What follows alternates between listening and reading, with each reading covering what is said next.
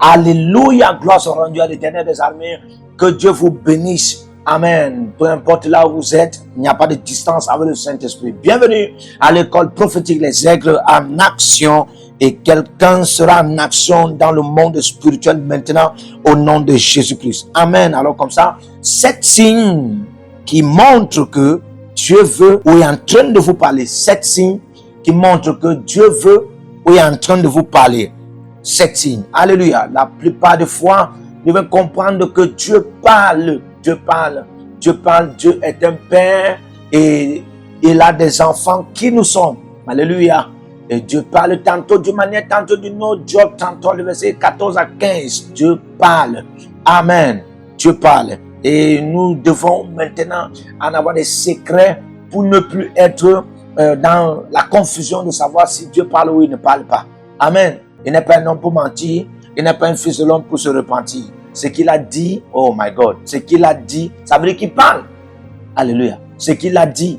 Et puis, on met là dans le passé, ne veut pas dire que Dieu a parlé là, ne parlera plus. Ou bien ne parle plus aujourd'hui. Il est aussi écrit dans Hébreux 13, verset 8. Il est le même hier, aujourd'hui et éternellement. Frère, Dieu parle. Dieu qui a parlé à Ézéchiel. La parole de l'Éternel s'adressa à Ézéchiel. Ézéchiel 22. La parole de l'Éternel s'adressa à Ézéchiel. Ézéchiel 23. La parole de l'Éternel s'adressa à Ézéchiel. Frère, Dieu parle.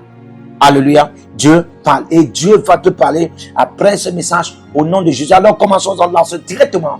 Comme ça, les 7 signes qui montrent que Dieu veut ou est en train de vous parler. Qui montrent que Dieu veut ou est en train de vous parler. Alors, premier signe, la parole du sommeil. Voilà. La perte du sommeil. La perte du sommeil.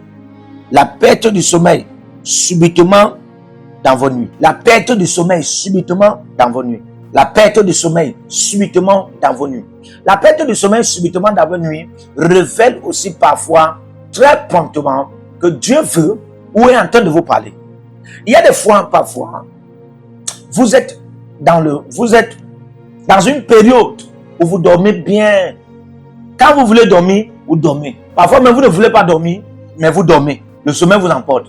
Il y a des gens, quand ils veulent dormir, ils dorment. Quand ils ne veulent même pas dormir, ils dorment. Quand même ils n'ont pas sommeil, le sommeil les prend. Amen. Mais finalement, donc, vous arrivez dans une période où, une saison, vous ne parvenez pas à vous abstenir, vous ne parvenez pas à vous arrêter. Et qu'est-ce qui se passe? Ce qui se passe, c'est quoi? Vous ne parvenez pas à expliquer pourquoi je ne dors pas. Les nuits arrivent, vous ne dormez pas. Et parfois même dans la journée, vous ne parvenez pas à dormir. Et vous n'êtes pas fatigué. Il n'y a pas de fatigue, vous ne dormez pas. Là, vous devez comprendre que Dieu veut ou est en train de vous parler. Alléluia. Dieu veut ou est en train de vous parler. C'est le cas du jeune Samuel. Dans 1 Samuel 3, la Bible déclare, il dormait. Son père dormait, son père spirituel dormait, son père qui était Élie le sacrificateur dormait. Et lui, la Bible précise bien que la parole de l'Éternel était rare en ce temps-là. Alors, nous savons tous que c'était la dispensation des ténèbres de 400 ans. Alléluia.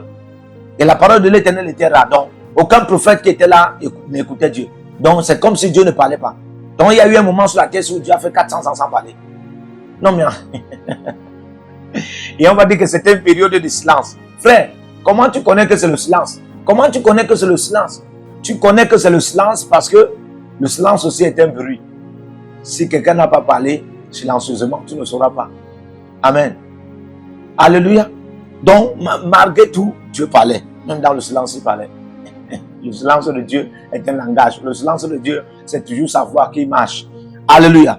Alors, le jeune Samuel était couché dans le temple et puis la voix de Dieu venait. Il va l'appeler Samuel. Samuel. Il se lève. Mais qui m'appelle?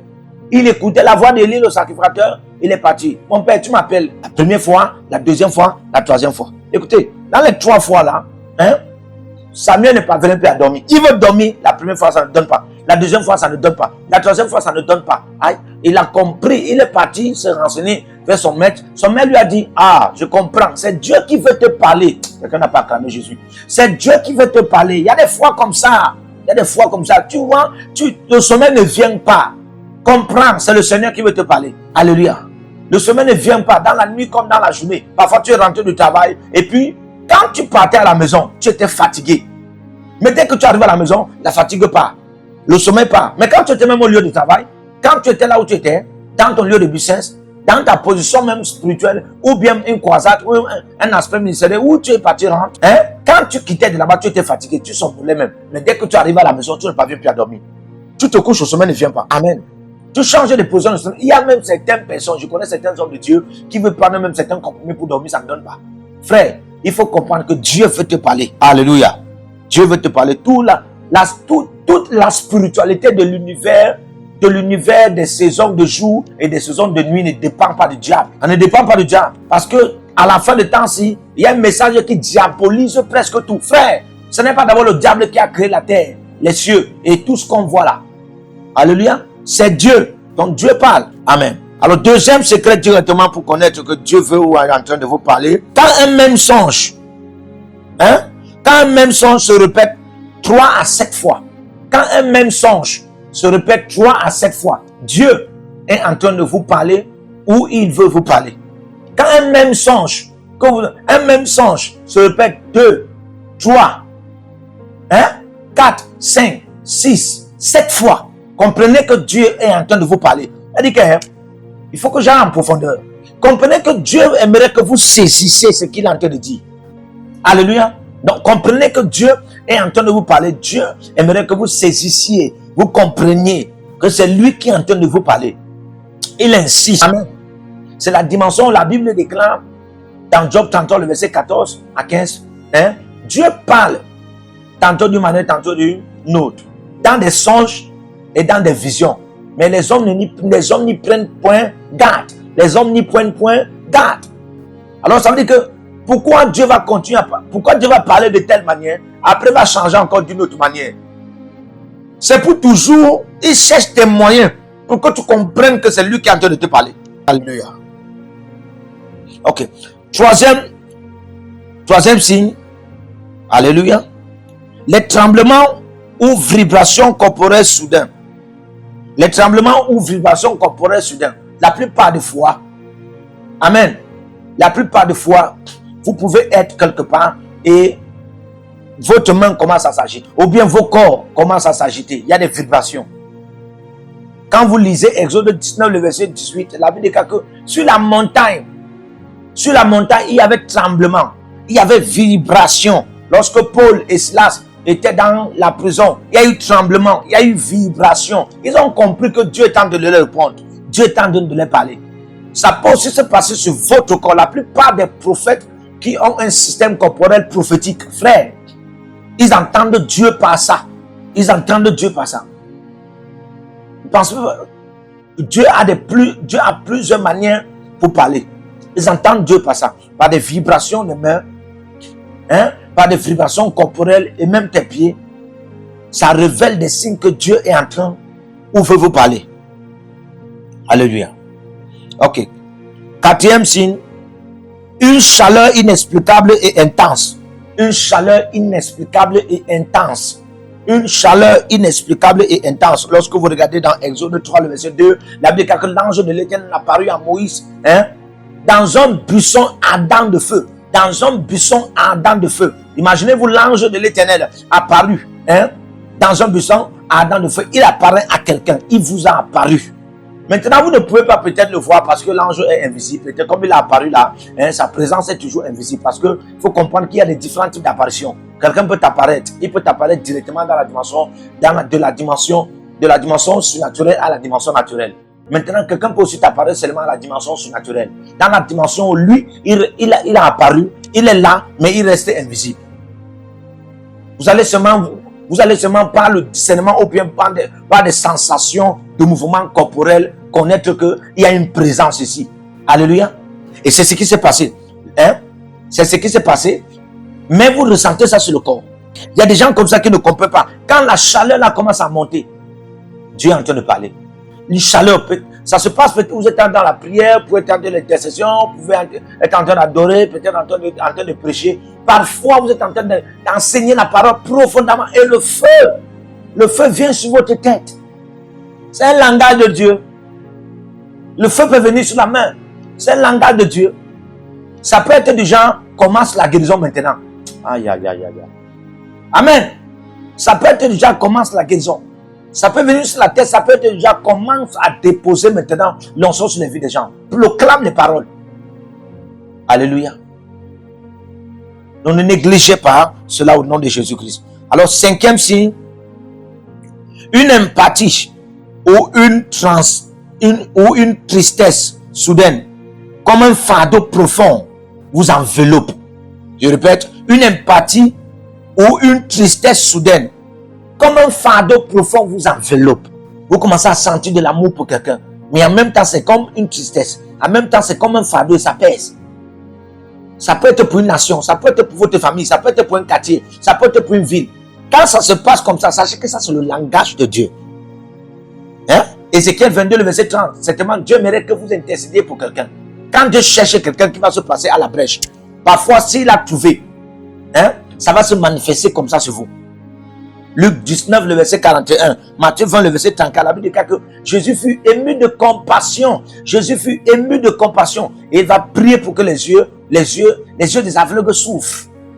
La compassion qui a rempli Jésus est comme cette empathie, est comme cette tristesse, est comme ce fardeau profond qu'il a enveloppé. Et il a compris que c'était le message de Dieu, le message du Saint-Esprit pour qu'il prie pour cela. Thank you, Holy Spirit.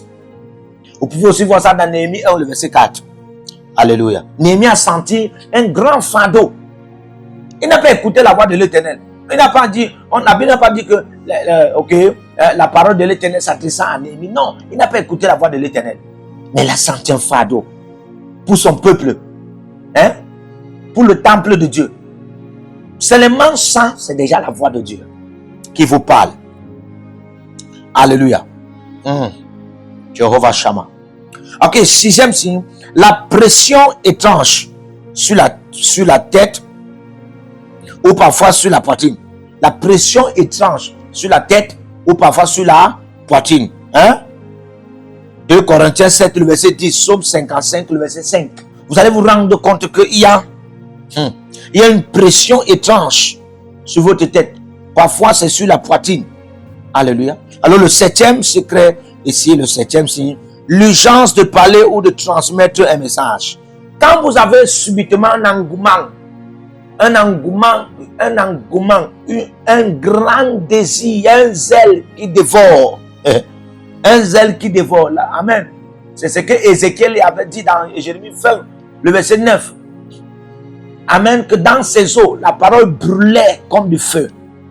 Il ne pouvait pas s'en empêcher de parler. Quand ça arrive comme ça, vous pouvez vous retrouver dans des moments où le feu brûle en vous tellement. La Bible dit que là, le zèle de ta maison me dévore. Le zèle de ta maison me dévore. Aïe. C'est la pensée de Dieu. C'est la parole de Dieu. C'est le langage de Dieu. C'est la voix de Dieu qui est en train de s'adresser à vous ainsi. Dieu est en train de vous parler. Dieu veut vous parler. Il veut vous donner un message. Oui, il est en train de vous donner un message. Il est en train de vous parler. Il est en train de vous conduire. Il est en train de vous orienter. Il est en train de vous diriger. Alléluia. Il veut que vous fassiez quelque chose pour lui. In the name of Jesus. Et puis je prie que tous ces signes-ci, si ça se manifestait dans ta vie et tu ne savais pas, j'allume plus de lumière dans ton esprit, plus de lumière dans ton âme, et je déclare que tout ce que tu as manqué soit restauré et que tu commences à écouter Dieu audiblement au nom de Jésus-Christ. In Jesus' mighty name. Que le Seigneur vous bénisse. Partout où vous êtes connectés au prophète Jérémie Naou, à la source de feu de Jéhovah Tabira. Donc si vous vous connectez par vos semences, vous allez puiser du feu, le feu dévorant. Donc connectez-vous maintenant partout où vous êtes. Au Togo, voici, nous avons le flux de Togo. Connectez-vous maintenant. Au Togo, connectez-vous et puisez le feu dans vos batailles. Vous êtes en Côte d'Ivoire, connectez-vous maintenant par MTN et libérez votre semence par Wave sur Flows ou comme sur MTN et puisez le feu dévorant du Saint-Esprit dans vos batailles. Au Gabon, maintenant prenez les contacts et libérez votre semence. Libérez votre semence maintenant. Connectez-vous et que toutes ces prières, toutes ces déclarations, tous ces enseignements deviennent maintenant votre héritage et siègent dans votre sang. Siège dans votre sang et devient l'héritage de vos enfants. Partout où vous êtes. Vous pouvez aussi libérer votre semence par Réa ou par MoneyGram. Et vous mettez le nom du prophète Jeremiah Nahum qui est là, sur la fiche, et vous mettez le pays, le Togo, et vous mettez mon contact, et vous verrez la gloire de Dieu. Et le Seigneur ne manquera pas de vous bénir. Et vous pouvez aussi vous inscrire à l'école prophétique Les Aigles en Action, à l'Institut biblique L'Aigle de la Révélation. Vous êtes un jeune pasteur, inscrivez-vous maintenant. Et vous voulez une section de délivrance personnelle, inscrivez-vous maintenant. Vous voulez une consultation prophétique personnelle ou VIP, inscrivez-vous maintenant. Vous avez quelqu'un qui a été malade et vous voulez que je prenne soin de la personne et que je prie pour la personne. Vous avez quelqu'un qui a une maladie qu'on ne comprend pas, inscrivez-vous maintenant et vous verrez la gloire de Dieu. Tous ces enseignements, ces prières sont à vous. C'est votre héritage. Utilisez-les, priez avec, partagez et vous verrez la gloire de notre Seigneur Jésus-Christ de Nazareth. Et n'oubliez jamais, avant de partir, libérez vos semences et écrivez: l'Éternel a parlé, l'Éternel a agi. Shalom.